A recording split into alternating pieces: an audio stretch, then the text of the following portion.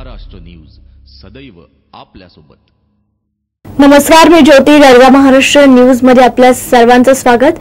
नजर टाकूया आजच्या काही ठळक बातम्यांवर। एकीकडे मोदी सरकारची वर्षपूर्ती झाली असताना काँग्रेसने मात्र भाजपची पोल उघड केली आहे। सरकारने आतापर्यंत अनेक आश्वासने दिली मात्र ती पाळली नाही असा आरोप काँग्रेसचे नेते मल्लिकार्जुन खरगे आणि गुलाब नबी आझाद यांनी केला आहे। मोदी सरकारच्या वर्षपूर्ती निमित्त दिल्लीत पत्रकार परिषद आयोजित करण्यात आली होती।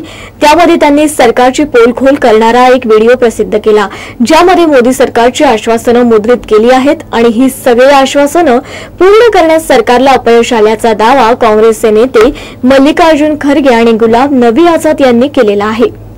जर सहकार्य केले नाही तर त्याचे परिणाम भोगावे लागतील अशी धमकी मनमोहन सिंग यांनी दिली होती, असा धक्कादायक आरोप प्रदीप बैजल यांनी केला आहे।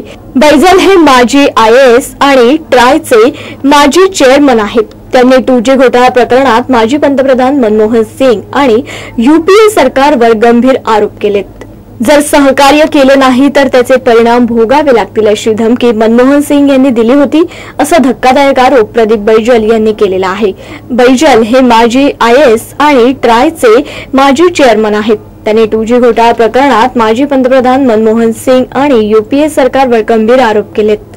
बैजल यांनी लिहिलेल्या the complete story of Indian reforms 2G power and private enterprise a practitioner's diary या पुस्तकात त्यांनी हा आरोप केलाय। मंत्री आणि मंत्रालयांचे अंतिम निर्णय हे पंतप्रधानच घेतात। दयानिधी मारन, राजा आणि कोळसा मंत्र्यांच्या निर्णयांना पंतप्रधानांनीच हिरवा कंदील दाखवला होता, ज्यामुळे कॅगने जे नुकसान दाखवलंय त्यामध्ये पंतप्रधानही तितकेच दोषी आहेत, असंही बैजल यांनी म्हटलंय। याबाबत पंतप्रधानांनी आपल्या आक्षेपांकडे दुर्लक्ष केलं। इतकंच नाही तर सहकार्य करा, अन्यथा परिणाम भोगावे लागतील असा इशाराही दिला। यामुळे त्यावेळी माझी अवस्था इकडे आड आणि तिकडे विहीर अशी होती, असं बैजल यांनी म्हटलंय। शिवाय दयानिधी मारन यांना दूरसंचार मंत्री करण्याबाबत फेरविचार करा अशा सूचना आपण मनमोहन सिंहांना दिल्या होत्या, असा दावाही बैजल यांनी केला। छत्रपती शिवाजी महाराज यांच्या स्मारकासाठी स्थापन करण्यात आलेल्या समितीचे पदाधिकारी शिवसंग्राम संघटनेचे अध्यक्ष आमदार विनायक मेटे यांनी दिलेल्या माहितीनुसार मुंबईजवळ अरबी समुद्रात उभारण्यात येणाऱ्या छत्रपती शिवाजी महाराज यांच्या स्मारकाचं भूमिपूजन पंतप्रधान नरेंद्र मोदी यांच्या हस्ते दिवाळीच्या आधी होण्याची शक्यता आहे। तसंच सरकारचे प्रयत्न सुरू असल्याची माहितीही त्यांनी दिली आहे। शिवशाहीर बाबासाहेब पुरंदरे यांना महाराष्ट्र भूषण पुरस्कार देण्याच्या राज्य सरकारच्या निर्णयावर मेटे यांना विचारले असता त्यांनी थेट मतप्रदर्शन न करता या पुरस्कार वितरणास आपणास आमंत्रित केल्यास आपण जाऊ, असं मेटे म्हणाले। मराठा समाजाच्या नव्या पिढीसाठी मी मराठा या वेब पोर्टलचं उद्घाटन 29 मे रोजी मुख्यमंत्री देवेंद्र फडणवीस यांच्या हस्ते मुंबईतील यशवंतराव चव्हाण प्रतिष्ठानच्या सभागृहात होणार आहे। या पोर्टलमध्ये केवळ मराठा समाजच नव्हे तर छत्रपतींना अभिप्रेत असलेल्या मराठ्यासह 18 गट जातीला उपयुक्त ठरणारी माहिती देण्यात येईल, असंही ते म्हणाले। मराठा समाजातील काही संघटना पुरंदरे यांना महाराष्ट्र भूषण पुरस्कार देण्याच्या निर्णयाविरोधात आंदोलन करत आहे। याविषयी आपल्या संघटनेचे मत काय असं विचारता लोकशाहीत प्रत्येकाला आंदोलन करण्याचा अधिकार आहे, असं जुजबी उत्तर मेटे यांनी दिलेलं आहे। राष्ट्रीय ग्रामीण रोजगार हमी योजनेअंतर्गत म्हणजेच मनरेगा या योजनेअंतर्गत दरवर्षी जून महिन्यात पर्यावरण सप्ताह साजरा करण्याचा निर्णय राज्य सरकारने घेतलेला आहे। माजी केंद्रीय ग्रामविकास मंत्री माजी उपमुख्यमंत्री गोपीनाथ मुंडे यांच्या स्मरणार्थ राज्य सरकारतर्फे 3 ते 9 जून या कालावधीत राज्यात पर्यावरण सप्ताह साजरा करण्यात येणार आहे, अशी माहिती ग्रामविकास मंत्री पंकजा मुंडे यांनी नुकतीच दिली। या सप्ताहामध्ये राष्ट्रीय ग्रामीण रोजगार हमी योजनेअंतर्गत राज्यात मोठ्या प्रमाणात वृक्ष लागवडीचा कार्यक्रम हाती घेण्यात येणार आहे। प्राथमिक आणि माध्यमिक शाळांच्या आवारात अंगणवाडी, आरोग्य केंद्रे, समाज मंदिर, गावठाण, गायरान जागा, ग्रामपंचायतीच्या मालकीच्या जमिनी, सरकारी, निमसरकारी कार्यालये तसेच रस्त्याच्या दुतर्फा विविध प्रकारची झाडे लावण्यात येतील। या कार्यक्रमासाठी प्रत्येक जिल्ह्यातील सर्व संबंधितांना योग्य प्रतीच्या रोपांचा पुरवठा करण्याचे आदेश पुण्यातील सामाजिक वनीकरण विभागाचे प्रधान मुख्य वनसंरक्षक आणि महासंचालकांना देण्यात आलं असल्याचं पंकजा मुंडे यांनी सांगितलं। जिल्ह्याचे पालकमंत्री, जिल्हा परिषद अध्यक्ष, लोकप्रतिनिधी यांच्या हस्ते 3 जूनला किमान एका गावामध्ये पर्यावरण सप्ताहाचा प्रारंभ करावा अशा स्पष्ट सूचना देण्यात आल्या आहेत। सांगली जिल्ह्यातील खानापूर हे गाव गेल्या काही दिवसांपासून माकडांच्या दहशतीने त्रस्त झालंय। कधी या झाडावरून तर कधी त्या झाडावर उड्या मारणाऱ्या माकडांच्या टोळीतल्या एका माकडाने तब्बल 40 लोकांना चावा घेऊन त्यांना जखमी केलंय। या माकडाच्या हल्ल्यांमुळे गावात इतकी दहशत वाढली आहे की पालक संध्याकाळच्या वेळेस आपल्या लहानग्यांना बाहेर खेळायला सोडण्यासही धजावत नाहीत।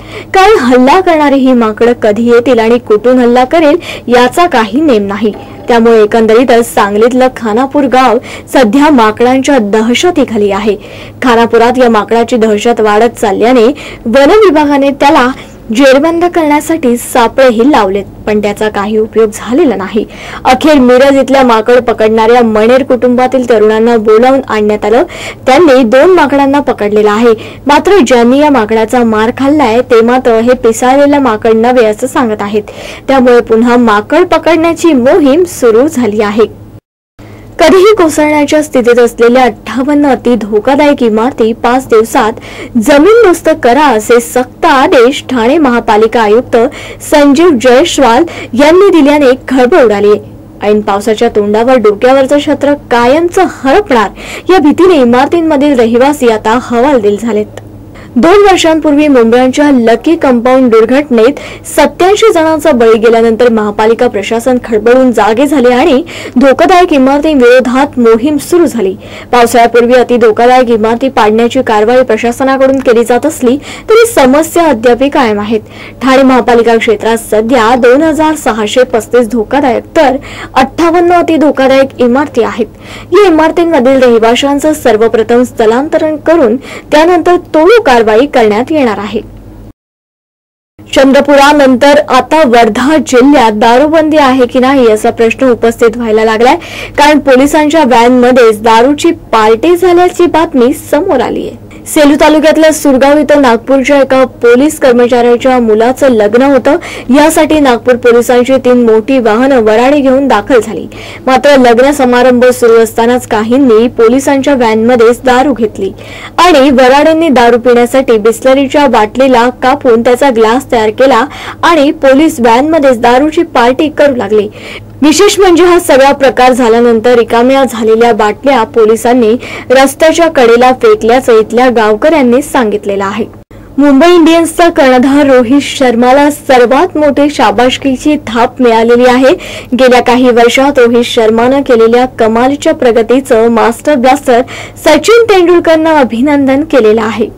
आयपीएलच्या वेबसाईटला दिलेल्या मुलाखतीत सचिन म्हणाला की मुंबई इंडियन्सच्या नेतृत्वाची धुरा सांभाळली तेव्हाचा रोहित आणि आजचा रोहित यात जमीन आसमानाचा फरक आहे। आजचा रोहित हा कर्णधार म्हणून खूपच कुशल आहे। त्याचा आत्मविश्वास कमालीचा उंचावलेला आहे। रोहितच्या कर्णधार पदाच्या कारकिर्दीत अनेक चढ उतार आले। त्याला अनेक अडचणींचा सामना करावा लागलाय।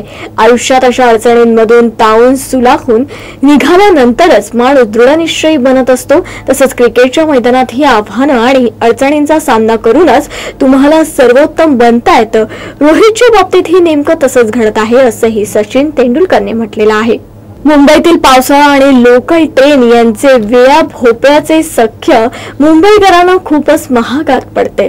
प्रचंड पावसाची सवय असलेल्या मुंबईतील रेल्वे सेवा मात्र या पावसाळ्यात संतपणे चालू लागते। अनेक ठिकाणी पाणी तुंबल्याने प्रसंगी ठप्पही होते। यंदा मात्र मध्य आणि पश्चिम रेल्वेच्या रेल्वे मार्गावर मान्सूनपूर्व कामे मे महिन्याच्या अखेरपर्यंत पूर्ण करण्यात येणार आहेत। नाले सफाई, ट्रॅकची देखभाल, झाडांच्या फांद्या छाटणे आदी कामे 95% पूर्ण झाल्याचा दावा करण्यात येतोय। मुंबईची भौगोलिक स्थिती पाहता उंच सखल भागामुळे रेल्वे मार्गावर पाणी तुंबतं। या पाण्याचा निचरा करण्यासाठी किंवा पाणी उपसण्यासाठी पश्चिम रेल्वेवर डिझेलचे 80 पंप आणि मध्य रेल्वेवर रेल्वेचे 23 आणि महापालिकेचे 16 असे 39 पंप बसवण्यात येणार आहे। पश्चिम रेल्वे मार्गावरील सर्व 43 नाल्यांची आणि मध्य रेल्वेवर 87 पैकी 84 नाल्यांची सफाई करण्याचं काम पूर्ण होत आलंय। त्यासाठी मुंबई महापालिकेने निधी दिलेला आहे। मुंबईतील पावसाचा जोर लक्षात घेता रेल्वेला लोकल गाड्यांच्या डब्यांचीही डागडुजी सुरू आहे। मध्य रेल्वेने पावसाळ्यात होणारे सिग्नल यंत्रणेतील बिघाड टाळण्यासाठी हार्बर तसेच मुख्य मार्गावर यंदा 950हून अधिक डिजिटल एक्सेल काउंटर बसवण्यात आले आहेत। पश्चिम रेल्वेवर हे काम आधीच करण्यात आलंय। आता मध्य रेल्वेवरील डिजिटल ऍक्सेल काउंटरची संख्या 2000पेक्षा जास्त असून त्यामुळे येत्या पावसाळ्यात पाणी तुंबले किंवा सिग्नल यंत्रणा सुरू राहणार आहे. बोफोर्स तोफा चांगल्या दर्जाच्या असल्याचा निर्वाळा संरक्षण मंत्री मनोहर पर्रिकर यांनी दिला. मात्र बोफोर्स तोफांबाबत निर्माण झालेला वाद माध्यम निर्मित होता. या राष्ट्रपती प्रणव मुखर्जी यांच्या वक्तव्याबाबत पर्रिकर यांनी कोणतेही भाष्य करण्यास नकार दिला. बोफोर्स तोफा चांगल्या दर्जाच्या आहेत एवढंच आपल्याला म्हणावायचं आहे. मुखर्जी यांच्या वक्तव्याबाबत आपल्याला कोणतेही भाष्य करावयाचे नाही. बोफोर्स तोफांच्या दर्जाबाबत विचाराल तर त्या चांगल्या दर्जाच्या आहेत असं संरक्षण मंत्री म्हणाले. बोफोर्स तोफा खरेदीत घोटाळा झाला हे अद्याप सिद्ध झालेलं नाही. कोणत्याही न्यायालयात ही बाब स्पष्ट झालेली नाही असं राष्ट्रपतींनी म्हटल्याचं वृत्त स्वीडनमधील दैनिकाने दिलं. बोफोर्स तोफा चांगल्या दर्जाच्या असल्याचा निर्वाळा सर्व जनरल्सने दिला आहे. याकडेही पर्रिकर यांनी लक्ष वेधलं. बुलेटिनमध्ये इथेच थांबूया. तुम्ही पाहत राहा फक्त गरजा महाराष्ट्र न्यूज, सदैव आपल्यासोबत.